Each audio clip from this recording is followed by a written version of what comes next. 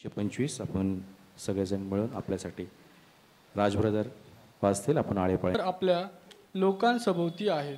अरोणाचे स्तोत्र. ज्याचा भाव परमेश्वरावर आहे ते निश्चल सर्व काळ टिकणाऱ्या सियोन डोंगरासारखे आहेत.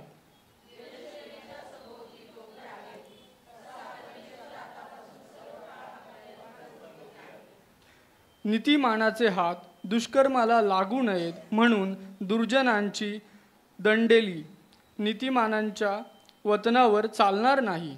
हे परमेश्वरा, जे चांगले व सरळ मनाचे आहे त्यांचे कल्याण कर. शेवटचं वचन आपण सर्वजण मिळून वाचूयात. जे आपल्या कुटील मार्गाकडे वळतात त्यांना परमेश्वर दुष्कर्मांपासून घालवून देईल. इस्रायलास शांती असो. आमेन. आमेन. त्यावेळेस जुना करारामधून दुसरे राजे या पुस्तकातून 20वा अध्याय 1 ते 7 ही वचने आपल्यासाठी बोरुडे अंकल वाचतील.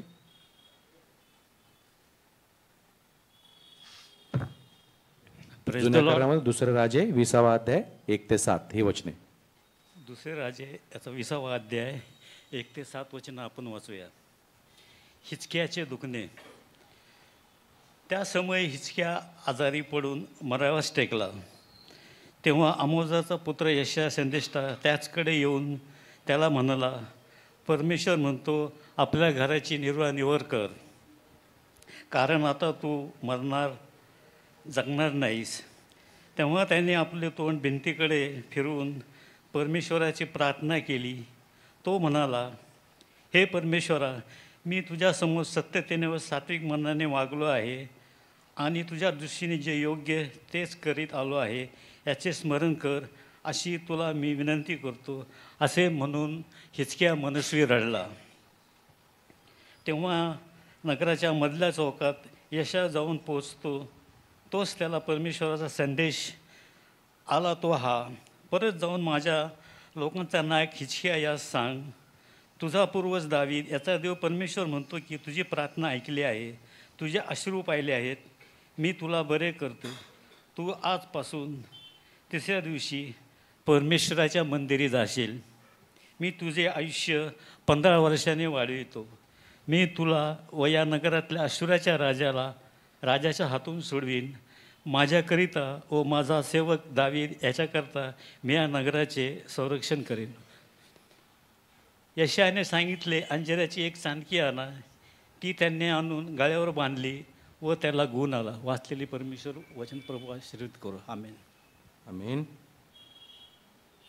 नवीन करारामधून प्रेषितांची कृत्ये याचा 3रा अध्याय 1 ते 11 हे वचन आपल्यासाठी शिमोन ब्रदर वाचतील. प्रेषितांची कृत्ये याचा 3रा अध्याय 1 ते 11 ही वचन. लंगड्या भिकाऱ्याला बरे करणे. पेत्र व योहान हे 3ऱ्या प्रहरी प्रार्थनेच्या वेळेस वरती मंदिरात जात होते. तेव्हा जन्मापासून पांगळा असलेला कुणी एक माणूस होता. त्याला मंदिरात जाणाऱ्यांजवळ भीक मागण्यासाठी म्हणून दररोज उचलून मंदिराच्या सुंदर नावाच्या दरवाजाजवळ ठेवीत असत. पेत्र व योहान हे मंदिरात जात आहेत असे पाहून त्यांनी भीक मागितली. तेव्हा पेत्र व योहान यांनी त्याकडे निरखून पाहिले आणि पेत्र म्हणाला, आम्हाकडे ये, आम्हाकडे पहा. तेव्हा त्यांच्यापासून काहीतरी मिळेल या अपेक्षेने त्याने त्यांच्याकडे लक्ष लाविले. मग पेत्र म्हणाला, माझ्याजवळ सोने रुपये काही नाही, पण जे आहे ते तुला देतो. नासोरी येशू ख्रिस्ताच्या नावाने चालू लाग. आणि त्याने त्याच उजवा हात धरून त्याला उठविले. तेव्हा त्याची पावले व घोटे ह्या तत्काळ बळ आले. तो उडी मारून उभा राहिला व चालू लागला. आणि तो चालत उड्या मारीत व देवाची स्तुती करीत त्यांच्याबरोबर मंदिरात गेला. सर्व लोकांनी त्याला चालताना व देवाची स्तुती करीताना पाहिले. आणि मंदिराच्या सुंदर नावाच्या दरवाजाजवळ बसून भीक मागणारा तो हाच आहे, तो हाच हे त्यांनी ओळखिले. तेव्हा त्याच्या बाबतीत जे घडून आले त्यावरून त्यांना फार आश्चर्य व विस्मय वाटला. परमेश्वर करून वाचन वचन आशीर्वादित हो. आमेन. आपण सर्वजण उठून उभं राहूया. शुभवर्तमानाचे वाचन होईल. आजचे जे शुभवर्तमान आहे योहानकृत शुभवर्तमान याचा 8वा अध्याय 1 ते 11 आपल्यासाठी मी विनंती करेन पाळकसाहेब वाचतील. आजच्या दिवसाकरता जे शुभवर्तमान आहे योहानकृत शुभवर्तमान याचा 8वा अध्याय आणि पहिली 11 वचनं यावेळी आपण ऐकूया. योहानकृत शुभवर्तमान अध्याय 8 आणि 1 ते 11 ही वचनं आपण ऐकूया. परुषी व शास्त्री एका अपराधी बाईला येशूकडे आणतात. येशू तर जैतुनाच्या डोंगराकडे गेला. मग मोठ्या सकाळी तो पुन्हा मंदिरात आला तेव्हा सर्व लोक त्याच्याकडे आले आणि तो बसून त्यांना शिकवू लागला.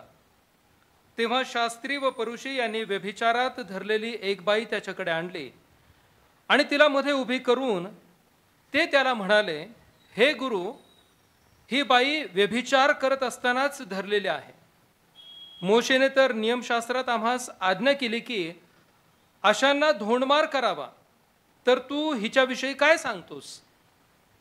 त्यांनी तर त्याच्यावर दोष ठेवायला आपणास काही निमित्त व्हावे म्हणून त्याची परीक्षा पाहण्याकरता असे हे म्हटले. पण येशू खाली ओढवून आपल्या बोटाने जमिनीवर लिहू लागला. पण ते त्याला विचारित राहिले. तेव्हा तो उठला व त्यांना म्हणाला, तुम्हामध्ये जो निष्पाप आहे त्याने पहिल्याने तिच्यावर धोंडा टाकावा. मग तो पुन्हा खाली ओढवून जमिनीवर लिहू लागला. आणि त्यांनी हे ऐकले तेव्हा वडिलांपासून आरंभ करून एक एक असे शेवटल्यापर्यंत ते निघून गेले. मग येशू एकटा राहिला व ती बाई तेथेच मध्ये उभी होती. मग येशू उठून तिला म्हणाला, बाई, ते कोठे आहेत? तुला कोणी दंडपात्र ठरवले नाही काय? ती म्हणाली, कोणी नाही. ती म्हणाली, कोणी नाही प्रभू. तेव्हा येशू म्हणाला, मीही तुला दंडपात्र ठरवत नाही. जा, आतापासून पाप करू नको. तेव्हा येशू म्हणाला, मीही तुला दंडपात्र ठरवित नाही. जा, आतापासून पाप करू नको. आमेन. मंडळींनी खाली बसाय.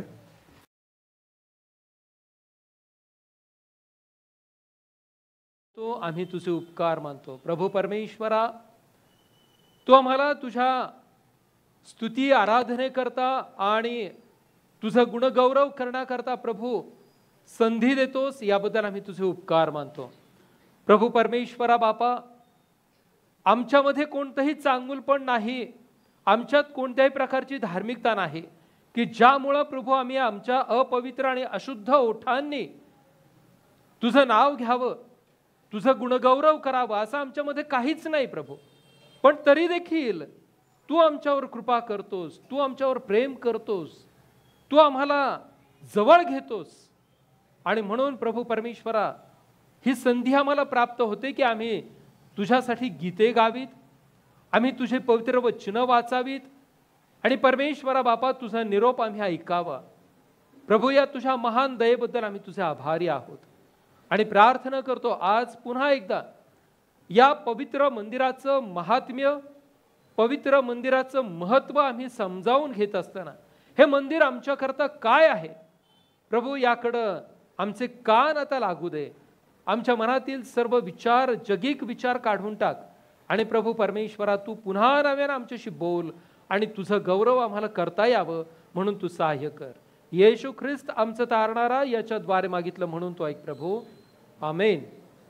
मागील आठवड्यामध्ये आपण बघितलं, मागील रविवारी हिजकिया राजाला परमेश्वरानं अभिवचन दिलं होतं. तो आजारी पडला आणि त्यानं परमेश्वराच्या मंदिराकडे तोंड करून प्रार्थना केली आणि परमेश्वरानं त्याची प्रार्थना ऐकली आणि देवानं त्याला सांगितलं की मी तुला बरं करतो आणि फक्त बरं करतोच असं नाही, तर मी तुला 15 वर्षांनी आयुष्य वाढवून देखील दिलेलं आहे.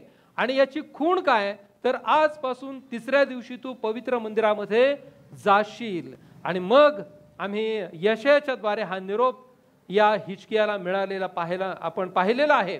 आणि यशायानं एक कृती केली की अंजिराच्या झाडाची किंवा अंजिराच्या फळाची एक चांदकी करून त्याच्या गळवाला लावली आणि त्यामुळं त्याला आराम पडलेला आपल्याला पाहायला मिळतो. त्यासोबत आपण येशू ख्रिस्तानं देखील एक कृती केलेली बघितली होती. प्रभू येशू ख्रिस्तानं एका आंधळ्याला मातीचा चिखल करून आपल्या थुंकीतून त्या चिखलाच्या द्वारे त्या आंधळ्याला दृष्टिदान दिलेलं आपण पाहिलं होतं. आज आपण पाहणार आहोत की परमेश्वराचं मंदिर आमच्याकरता अजून काय आहे.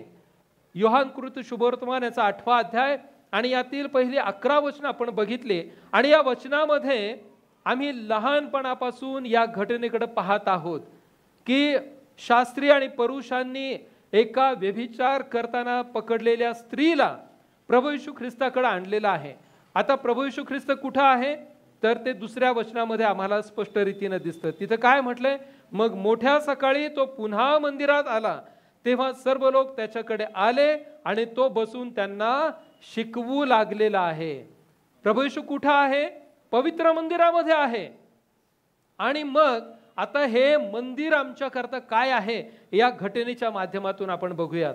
मग या शास्त्री आणि परुषांनी काय केलेलं आहे, व्यभिचारामध्ये धरलेली एक बाई, इतक्या सकाळी कदाचित तिला पकडलं होतं की रात्री पकडलं होतं हे माहिती नाही, परंतु त्यांनी काय केलेलं आहे की व्यभिचार करत असताना पकडलेली एक बाई प्रभू येशू ख्रिस्ताकडे आणलेली आहे आणि आता त्यांनी त्या स्त्रीला प्रभू येशू ख्रिस्तासमोर आणि जमलेल्या लोकांच्या घोळक्याच्या मध्ये या स्त्रीला उभं केलेलं आहे. आणि या शास्त्री आणि परुषांना आता प्रभू येशू ख्रिस्ताची परीक्षा घ्यायची आहे की हा आता ह्या स्त्रीच्या बाबतीत काय निर्णय देतो. आणि म्हणून त्यांनी त्या स्त्रीला तिथं उभं केल्यानंतर ते काय म्हणतात, हे गुरु, ही बाई व्यभिचार करीत असतानाच धरलेली आहे.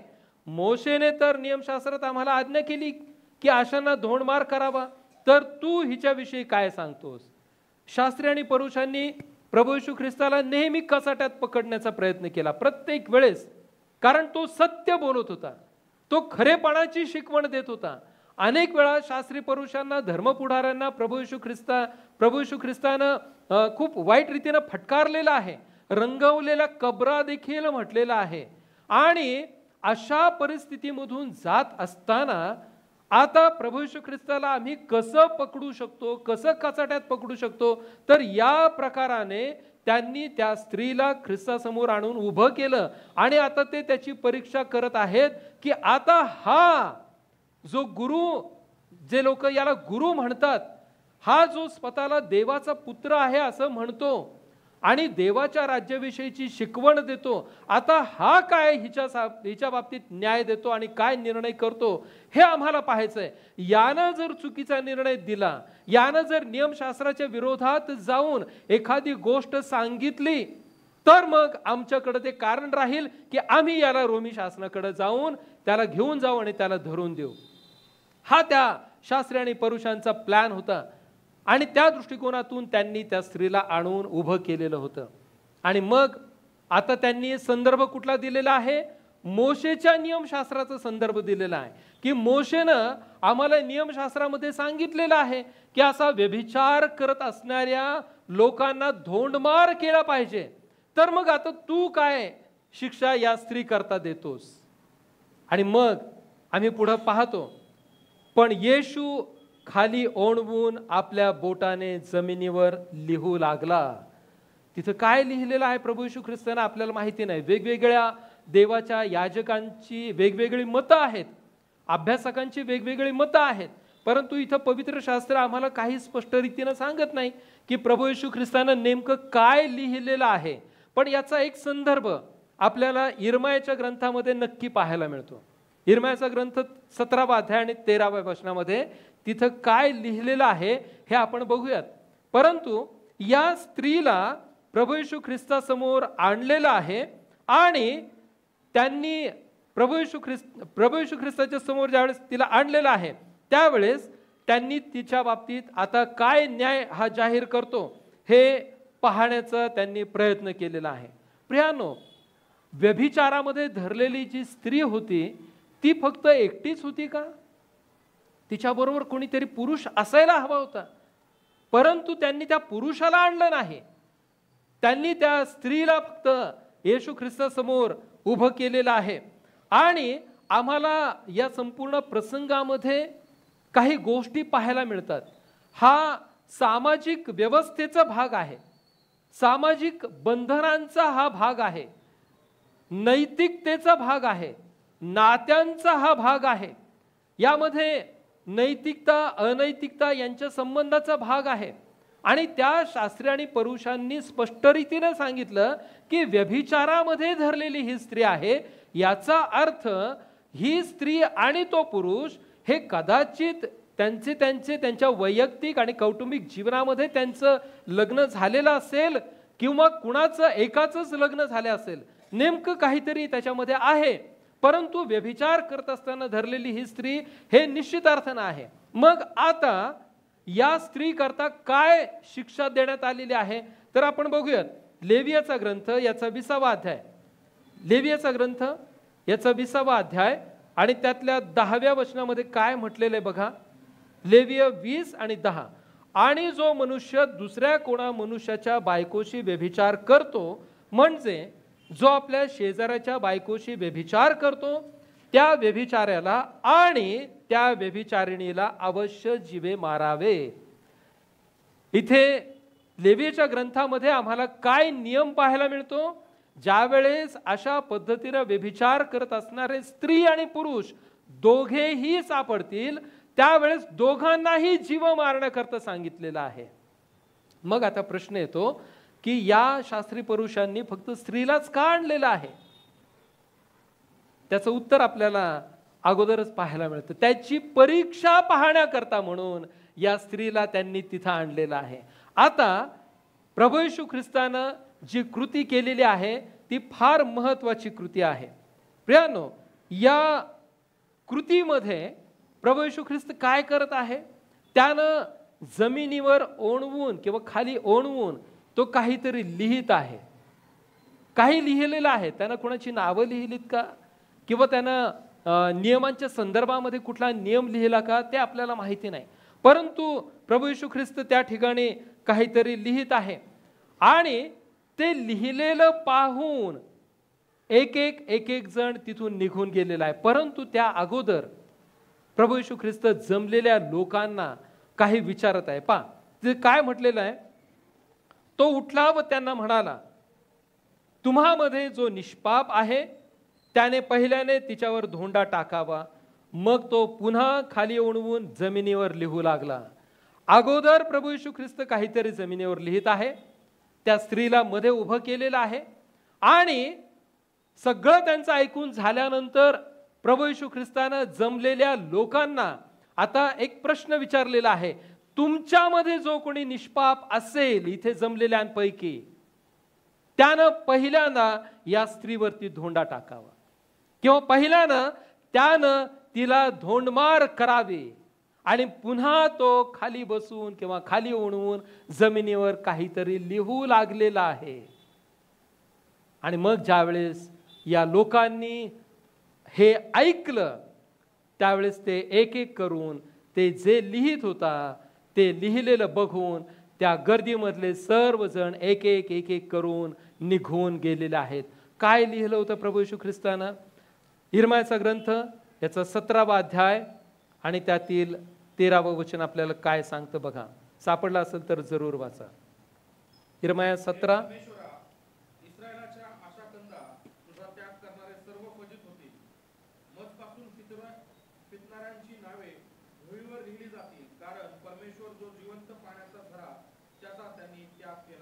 जे माझ्यापासून फितून जातात ते मातीत लिहिण्यात येतील.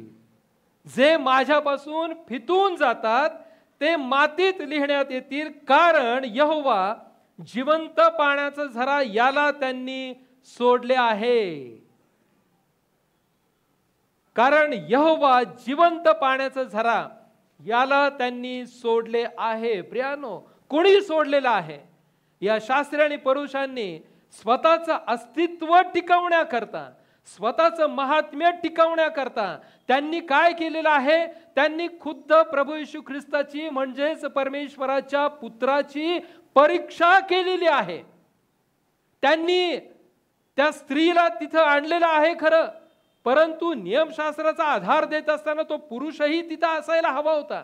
त्यांनी पुरुषाला मात्र सोडून दिलेला आहे. आता याच्यात दुसरा भाग असा आहे की खऱ्या अर्थानं ती स्त्री व्यभिचार करत असताना धरली होती का? ती खरंच व्यभिचार करत होती का? की फक्त यांनी तसं कुभांड रचून किंवा तशा पद्धतीचं प्लॉट रचून प्रभू येशू ख्रिस्ताच्या समोर या स्त्रीला उभं केलं होतं? प्रियांनो, प्रभू येशू ख्रिस्ताची परीक्षा या लोकांनी पाहिली. म्हणजेच नेमकं काय केलेलं आहे? वचनामध्ये सांगितल्याप्रमाणे ते प्रभू येशू ख्रिस्ताशी त्यांनी फितुरी केलेली आहे, ख्रिस्ताशी प्रतारणा केलेली आहे. आणि ही प्रतारणा फक्त या वेळेपुरती झाली, या घटनेमध्ये झाली असं नाही, तर यापूर्वी अनेक वेळा ज्या ज्या वेळेस प्रभू येशू ख्रिस्तानं देवाच्या राज्याविषयी सांगितलेल्या गोष्टी सांगितलेल्या आहेत, ज्या ज्या वेळेस प्रभू येशू ख्रिस्तानं सत्यतेविषयी सांगितलेलं आहे, त्या प्रत्येक वेळेस या शास्त्री आणि पुरुषांनी, धर्मपुढाऱ्यांनी प्रभू येशू ख्रिस्ताला धरून देण्याकरता प्लॅन केलेले आहेत. त्याला मारण्याचे प्लॅन अनेक वेळा त्यांनी केलेले आहेत. आणि आता देखील त्यांनी हा प्लॉट रचलेला आहे. त्या स्त्रीला उभं करून त्यांनी प्रभू येशू ख्रिस्त काय न्याय हिच्या बाबतीत करतो हे ते पाहत आहेत. म्हणजे आम्हाला आता याला कसं खाली पाडता येईल, आम्हाला आता याला कसं कचाट्यात पकडता येईल, हा एकच विचार या शास्त्री पुरुषांच्या मनामध्ये आहे. आणि मग ज्या वेळेस प्रभू येशू ख्रिस्तानं त्यांना सांगितलेलं आहे, तुमच्यामध्ये जो कोणी निष्पाप असेल, निर्दोष असेल, त्यानं पहिल्यांदा धोंडा उचलावा आणि त्या स्त्रीला मारावं. आणि मग पुन्हा तो जमिनीवर लिहू लागला आणि एक एक एक एक करून निघून गेलेले आहेत. आणि आता त्या ठिकाणी फक्त ती स्त्री आणि प्रभू येशू ख्रिस्त दोघच आहेत. आणि दोघांमध्ये फार महत्वाचा संवाद चालू आहे. आणि तो संवाद आमच्या प्रत्येकाच्या वैयक्तिक आणि कौटुंबिक जीवनाकरता फार महत्वाचा आहे. प्रभू येशू ख्रिस्ताने तिला प्रश्न विचारला की बाई, ते कुठे गेले? तुला कुणीच दंडपात्र, दोषपात्र ठरवलं नाही काय? ज्यांनी तुझ्यावरती आळ आणलेला आहे, ज्यांनी तुला धरून आणलेला आहे, ज्यांनी तुझ्यावर दोष ठेवलेला आहे, कुठं गेले ते? इथं जमलेली गर्दी कुठं गेली? त्यांनी तुला कुणीच, त्यांच्यापैकी कुणीच तुला दोषी ठरवलं नाही काय? ते म्हणते नाही प्रभू. आणि मग प्रभू येशू ख्रिस्त तिला म्हणतो की मीही तुला दंडपात्र ठरवत नाही. का प्रभू येशू ख्रिस्ताने असं केलं असेल? जर ती व्यभिचारामध्ये धरलेली स्त्री आहे तर प्रभू येशू ख्रिस्त हा प्रत्यक्ष देव आहे. मग त्यानं त्या स्त्रीला जुन्या कराराच्या नियमाप्रमाणे का शासन केलं नाही? प्रभू येशू ख्रिस्ताने शासन करायला पाहिजे होतं, परंतु त्याला कारण आहेत प्रियांनो. एक तर ज्यावेळेस व्यभिचारामध्ये धरले जातात त्यावेळेस ती स्त्री आणि पुरुष दोघंही हजर पाहिजेत. त्यापैकी एकाच व्यक्तीला म्हणजे त्या स्त्रीला फक्त शास्त्री आणि पुरुषांनी तिथं हजर केलं होतं. त्या स्त्रीवरती धोंडमार करून तिच्यावरती एक प्रकारे अन्याय केला जाणार होता.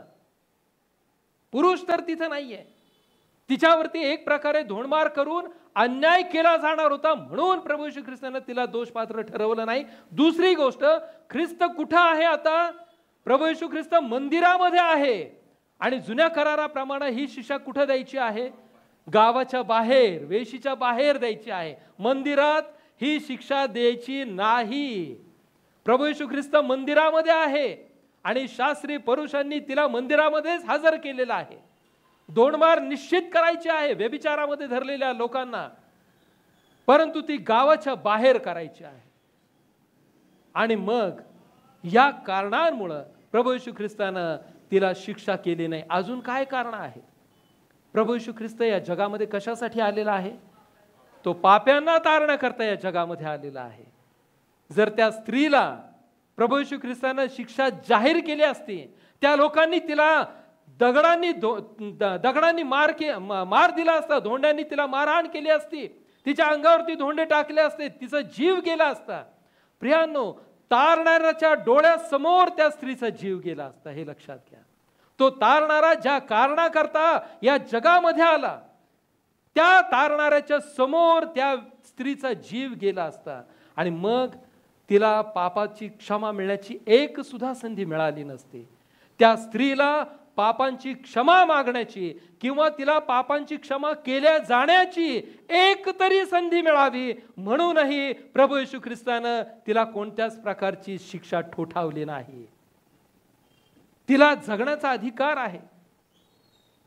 कारण प्रभू येशू ख्रिस्त काय म्हणतोय की निरोग्यास वैद्याची गरज नाही, रोग्यांकरता वैद्याची गरज आहे. तो कुणासाठी आलेला आहे? प्रभू येशू ख्रिस्त जगामधल्या पाप्यांना तारण्याकरता या जगात आलेला आहे. आणि मग तारणारा तिथं आहे आणि तारणाऱ्याच्या समोर जर तिला शिक्षा झाली असती आणि तारणाऱ्याच्या समोर तिचा जीव गेला असता तर प्रभू येशू ख्रिस्ताचा या जगात येण्याचा उद्देश सफळ झाला असता का? कधीच नाही. आणि म्हणून आम्हाला योहान 3:16 मध्ये काय वाचायला मिळतं? परमेश्वरानं देवानं जगावर एवढी प्रीती केली की त्यानं आपला एकुलता एक पुत्र दिला यासाठी की जो कोणी त्याच्यावर विश्वास ठेवतो त्याचा नाश होऊ नये तर त्याला सार्वकालिक जीवन प्राप्त व्हावे. प्रियानो, प्रभू येशू ख्रिस्त हा सार्वकालिक जीवन देण्याकरता आला होता. प्रभू येशू ख्रिस्त तारण देण्याकरता जगामध्ये आला होता. तो कुणाचा न्याय करण्याकरता आला नव्हता. ही बाब फार महत्वाची आहे. आणि म्हणूनही प्रभू येशू ख्रिस्तानं त्या स्त्रीला दंड दिला नाही. त्यावेळेस तो तारणारा म्हणून या जगामध्ये होता. आज प्रभू येशू ख्रिस्ताची भूमिका काय आहे? तो तुमच्याने माझ्याकरता पित्याकडं रदबदली करत आहे. आणि ज्यावेळेस तो दुसऱ्यांदा येणार आहे त्यावेळेस मात्र तो न्यायाधीश म्हणून येणार आहे. परंतु पहिलं त्याचं जे आगमन आहे ते तारणारा म्हणून या जगामध्ये तो आला होता. प्रियांनो, तो दंड देण्याकरता किंवा तो शिक्षा करण्याकरता म्हणून या जगामध्ये आला नव्हता. तो शासक म्हणून या जगामध्ये आला नव्हता. तर तो तुमच्या आणि माझ्याकरता तारणारा म्हणून या जगामध्ये आला होता. आणि म्हणूनही प्रभू येशू ख्रिस्तानं त्या स्त्रीला कोणत्याच प्रकारचा दंड दिला नाही. हे आम्ही नेहमी लक्षात ठेवलं पाहिजे. आणि मग प्रभू येशू ख्रिस्तानं तिला फार महत्वाची गोष्ट सांगितलेली आहे. तो काय म्हणतो? मीही तुला दंडपात्र ठरवत नाही, जा आतापासून पाप करू नको. प्रभू येशू ख्रिस्तानं काय केलेलं आहे? सगळे लोक निघून गेलेले आहेत. तिला त्यानं दंड दिलेला नाही कारण तो दंड देण्याकरता आलाच नव्हता, तर तो तारण देण्याकरता, पापांची क्षमा करण्याकरता या जगामध्ये आला होता. तो पाप्यांसाठी या जगामध्ये आला होता. त्याचं काम त्याच्या पहिल्या येण्यामध्ये शासन करण्याचं नव्हतं, दंड देण्याचं नव्हतं. ते येणार आहे. ते शासन निश्चित अर्थाने येणार आहे. तो न्यायाधीश म्हणून येणार आहे. परंतु त्याचं पहिलं येणं हे तारणारा म्हणून त्याचं येणं होतं. आणि आमचं कर्तव्य काय आहे? तर त्या तारणाऱ्यावरती आम्ही विश्वास ठेवायचा आहे. कारण आम्ही जर त्याच्यावर विश्वास ठेवला तर आम्हाला त्या शिक्षेपासून मुक्तता मिळणार आहे. हे आम्ही नेहमी लक्षात ठेवलं पाहिजे. त्या स्त्रीची आणि त्याची ओळख होती का? मुळीच नव्हती. त्या स्त्रीला प्रभू येशू ख्रिस्त माहिती होतं का? नव्हता माहिती. तसं तर आपल्याला या शास्त्रपाठामध्ये कुठेही त्या घटनेमध्ये तसा उल्लेख दिसत नाही. परंतु तरी देखील प्रभू येशू ख्रिस्तानं तिला दंड केलेला नाही. कारण ख्रिस्त हा फक्त ठराविक लोकांकरता या जगामध्ये आला नव्हता, तर संपूर्ण जगाचं पाप त्यानं स्वतःवर घ्यावं आणि त्यानं संपूर्ण जगाला पापातून मुक्त करावं याकरता तो या जगामध्ये आला होता.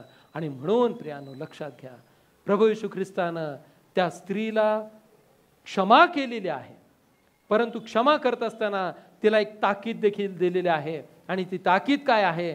तर जा, आतापासून पाप करू नको. आतापासून पाप करू नको. प्रियानो, आम्ही या घटनेशी ज्यावेळेस आमच्या वैयक्तिक आणि कौटुंबिक जीवनाचा विचार करतो, आमचं वैयक्तिक आणि कौटुंबिक जीवन ज्यावेळेस या घटनेला रिलेट करण्याचा प्रयत्न करतो, आमचं मंडळीतील जीवन आम्ही या घटनेला रिलेट करण्याचा प्रयत्न करतो, त्यावेळेस आम्हाला काय पाहायला मिळतं? प्रियानो, आम्ही देखील अशाच वेगवेगळ्या प्रकारच्या पापांनी भरलेलो असतो. आम्ही ज्यावेळेस पवित्र मंदिरामध्ये येतो त्यावेळेस आमच्याही अंतकरणामध्ये, आमच्याही शरीरामध्ये वेगवेगळ्या प्रकारची पातकं आहेत. वेगवेगळ्या प्रकारचे जगिक विचार आमच्यामध्ये देखील आहेत. आम्हाला देखील देवाला न आवडणाऱ्या अनेक गोष्टींची वसाहत आमच्या शरीरामध्ये आहे. ते सगळं घेऊन आम्ही आमचं रोजचं जीवन जगत असतो. आम्ही तसंच पवित्र मंदिरामध्ये देखील येतो आणि अनेक वेळा आम्हाला पवित्र शास्त्रामधून, देवाच्या सेवकांकडून अनेकदा इशारे देखील मिळतात. प्रियांनो, त्या इशाऱ्यांचा, त्या वचनांचा आम्ही कधी विचार करतो का? की आज इतके वर्ष परमेश्वरानं मला का जिवंत ठेवलेलं आहे, देवाची माझ्या बाबतीत काय योजना आहे, का परमेश्वर मला क्षमेवर क्षमा करत आहे. आम्ही कधी या गोष्टीचा विचार करतो का? प्रभू येशू ख्रिस्तानं त्या स्त्रीला कोणताही दोष दिला नाही, दंड दिला नाही, तिला शिक्षा केली नाही, तिला जायला सांगितलंय, परंतु तिला इशारा देखील दिलेला आहे की आतापासून पाप करू नको. आम्ही किती वर्ष झाले पवित्र मंदिरामध्ये येतो, पापाविषयी आम्ही किती संदेश ऐकलेले आहेत. आम्ही कधी पश्चाताप केल्याचं आम्हाला आठवतंय का? एखाद्या पापा करता आम्ही पस्तावा करतो. पस्तावा आणि पश्चाताप याच्यात खूप फरक आहे. दोन्ही शब्द पॅरलल जरी वाटत असले, सारखे वाटत असले, तरी दोन्हीमध्ये जमीन आसमानचं अंतर आहे. लक्षात घ्या. पस्तावा तो आहे की ज्या गोष्टीचं आम्हाला थोडक्या काळाकरता दुःख होतं, परंतु आम्ही पुन्हा त्याच चुका करतो, पुन्हा तीच पातकं करतो. परंतु पश्चाताप तो आहे की ज्या गोष्टीमुळं आणि ज्या चुकामुळं, ज्या पापामुळं आम्हाला खऱ्या अर्थानं दुःख होतं, त्या पापाकडे आम्ही कायमची पाठ फिरवतो आणि ते पाप आम्ही आमच्या जीवनामध्ये कधीच करत नाही. त्याला पश्चाताप म्हटलं गेलेलं आहे. प्रियांनो, असा पश्चाताप आम्ही आमच्या जीवनामध्ये आजपर्यंत कधी केला आहे का? जर आम्ही तो पश्चाताप केला आहे तर लक्षात घ्या, आम्हाला परमेश्वरानं क्षमा केलेली आहे. प्रभू येशू ख्रिस्त तिला म्हणत आहे, मीही तुला दंडपात्र ठरवत नाही, मीही तुला दोष देत नाही, मीही तुला शिक्षा करत नाही, पण सावध राहा, आतापासून पाप करू नको. हा इशारा फक्त 2000 वर्षापूर्वी त्या स्त्रीसाठी एकटी करता नव्हता. हा इशारा प्रियांनो आज आमच्या प्रत्येकासाठी आहे. इथं बसलेल्या माझ्या सहित आम्हा प्रत्येकाकरता हा इशारा आज प्रभू येशू ख्रिस्तानं तुमच्या आणि माझ्याकरता दिलेला आहे. जा, आतापासून पाप करू नको, मी तुला दंडपात्र ठरवत नाही. प्रियांनो, लक्षात घ्या, परमेश्वरानं आमचे दोष, आमचे व्याधी, आमचे पाप हे त्याच्या पुत्रावर ठेवलेले आहेत. आमच्या तारणाऱ्या प्रभू येशू ख्रिस्तानं आमचे सर्व व्याधी, आमचे सगळे पाप त्या वधस्तंभावरती त्यानं खेळून मारून टाकलेले आहे. आणि त्यानं तुम्हाला आणि मला पापमुक्त जीवन दिलेलं आहे. परंतु हे पापमुक्त जीवन केव्हा व्हॅलिड होतं? ज्यावेळेस आम्ही पश्चाताप करतो. त्याला व्हॅलिडिटी केव्हा मिळते? ज्यावेळेस आम्ही पश्चाताप करतो आणि खऱ्या अर्थानं परमेश्वराच्या मार्गामध्ये त्याच्या आज्ञेनुसार आम्ही चालतो. जो मार्ग प्रभू येशू ख्रिस्तानं तुम्हाला आणि मला आखून दिलेला आहे, त्या मार्गामध्ये ज्यावेळेस आम्ही चालतो, आम्ही त्या पवित्र आत्म्याचं सहाय्य घेतो आणि त्या मार्गामध्ये ज्यावेळेस आम्ही चालतो, ते बदललेलं जीवन जे आहे ते खऱ्या अर्थानं ख्रिस्ती जीवन आहे. प्रियांनो, अन्यथा आम्ही पस्तावाच करत राहू आणि पुन्हा तीच पातकं नव्यानं करत राहू आणि प्रत्येक वेळेस पाप करत राहून आम्ही आमच्या तारणाऱ्याला वेळोवेळी त्या वधस्तंभावर खेळणारे ठरत राहू. आणि म्हणून प्रियांनो, आज मंदिर आमच्याकरता काय आहे या गोष्टीकडे आम्ही ज्यावेळेस लक्ष देतो, त्यावेळेस हे मंदिर आम्हाला क्षमादान मिळण्याचं ठिकाण आहे. ज्या गोष्टी आम्ही मागील रविवारपर्यंत बघितलेल्या आहेत, त्यामध्ये आज एक नवीन गोष्ट आम्हाला पाहायला मिळत आहे की परमेश्वराचं मंदिर हे तुमच्या आणि माझ्याकरता काय आहे, तर हे तुम्हाला आणि मला क्षमा मिळण्याचं ठिकाण आहे. परंतु त्याच सोबत एक ताकीद देखील आहे की येथून पुढं आम्ही पाप करता कामा नये. जर आज आमच्या जीवनामध्ये अशी पातकं असतील की जी कदाचित आमच्या कुटुंबाला माहिती नसतील, आमच्या लेकरांना माहिती नसतील, आमच्या समाजातील लोकांना माहिती नसतील, आमच्या शेजारच्यांना माहिती नसतील, लक्षात घ्या प्रियांनो, कोणतंही पाप आणि कोणताही विचार असा नाही की जो परमेश्वराला माहिती नाही. एखादा चुकीचा विचार ज्यावेळेस आमच्या अंतःकरणामध्ये येतो, तो येतो नंतर, परंतु तो येण्यापूर्वी परमेश्वराला माहिती असतो. हे लक्षात असू द्या. आम्ही कुणाच्याही बाबतीत कोणत्याही प्रकारचे चुकीचे विचार करत असलो तर ते विचार देवाला आधी कळतात, याचं भान आम्ही ठेवलं पाहिजे. आणि म्हणून प्रियांनो, आम्ही त्या पापापासून नेहमी लांब राहायला पाहिजे. प्रभू येशू ख्रिस्तानं त्याच्या जीवनामध्ये ही गोष्ट स्पष्ट रीतीनं कृतिशीलरित्या दाखवून दिलेली आहे की आम्ही देखील पापापासून लांब राहू शकतो. त्याच्या जीवनामध्ये काय मोहाचा प्रसंग आला नाही का? प्रभू येशू ख्रिस्ताला मोहाचा प्रसंग आला नाही? 40 दिवस ज्यावेळेस त्याची परीक्षा झाली, आला होता. तो पूर्ण मानव होता. परंतु त्या सैतानाला त्यानं पवित्र शास्त्रामधून उत्तरं दिलेली आहेत.